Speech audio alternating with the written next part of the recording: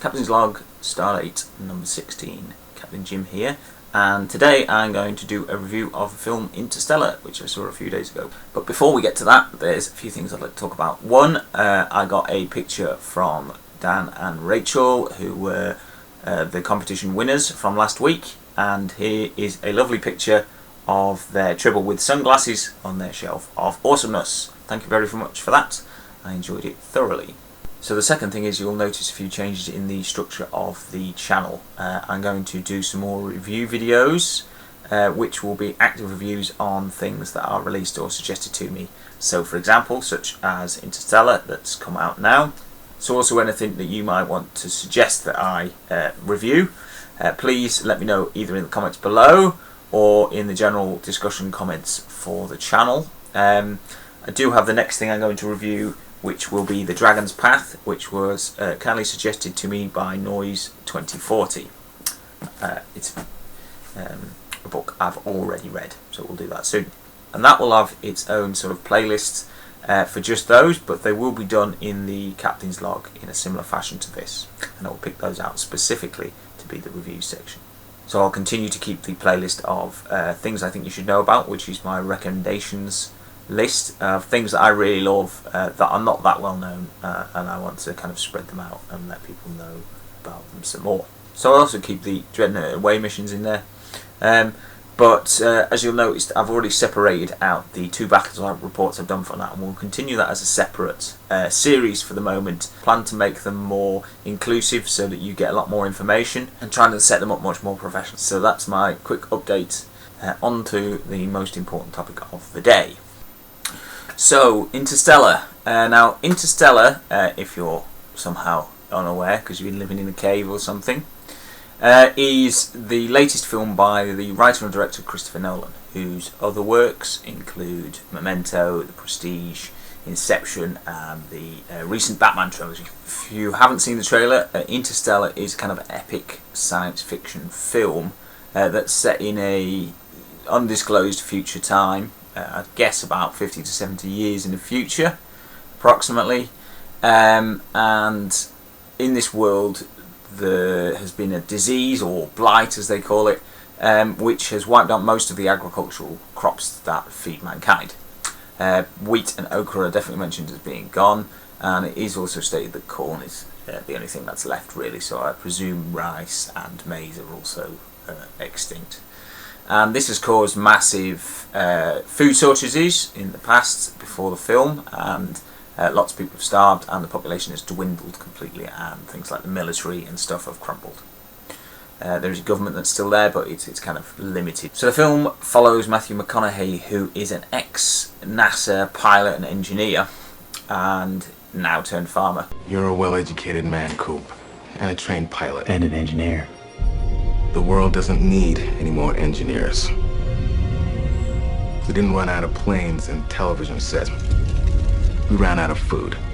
And his relationship with his children, which develops quite a lot in the beginning of the film, as you see how close they are, particularly with his daughter. And then through a series of events, he basically gets called up by what's left of NASA to go on a space mission to try and check out some habitable worlds, to find a new home for humanity to escape from a dying Earth.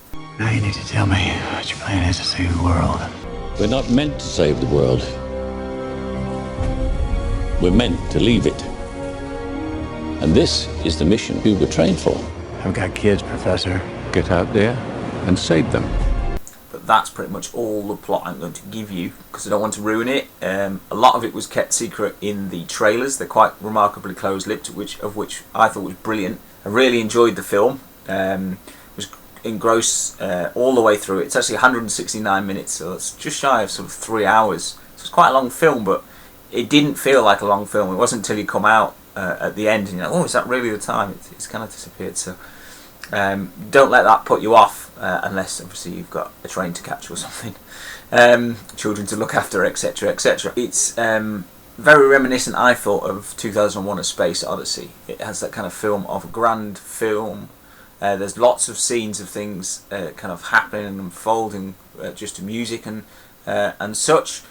It has some action scenes and some similar-ish circumstances to 2001. It also has a similar sort of ending in the sense that lots of things unfold and explanations are given, but also it's kind of left open as well.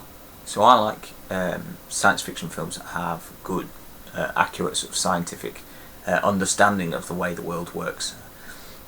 And Interstellar really delivers. For a general rule, there are some consistencies, but I'll come to them in a moment. But it does things great well, like the way a spaceship travels through space, how gravity affects it. When you would have zero gravity is very good.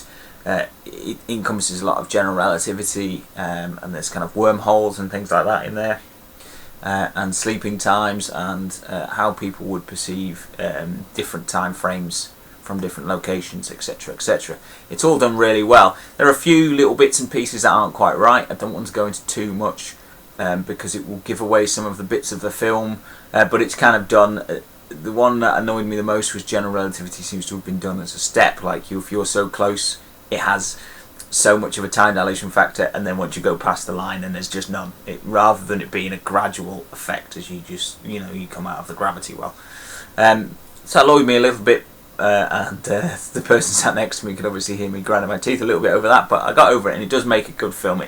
It kind of helps with the filmography of allowing you to show the time dilation effects of general relativity and how that kind of works in that scenario.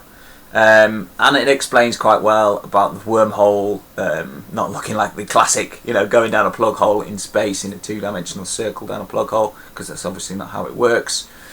And kind of the way that they show the black hole as well is brilliant and accurate representation of it too. So that's my short review of Interstellar. I thoroughly enjoyed it. If you like science fiction or films that make you think, or enjoyed any of Chris Nolan's other work, I do suggest you check it out. I think it's definitely worth going to see in the cinema because the surround sound and the large screen and things make it much more immersive. I rate this film as 4 stars using my new unique scoring system. So thanks very much for listening. Please press the like button if you enjoyed this video. Additionally, you can of course subscribe to my channel if you'd like to see more. Captain Jim out.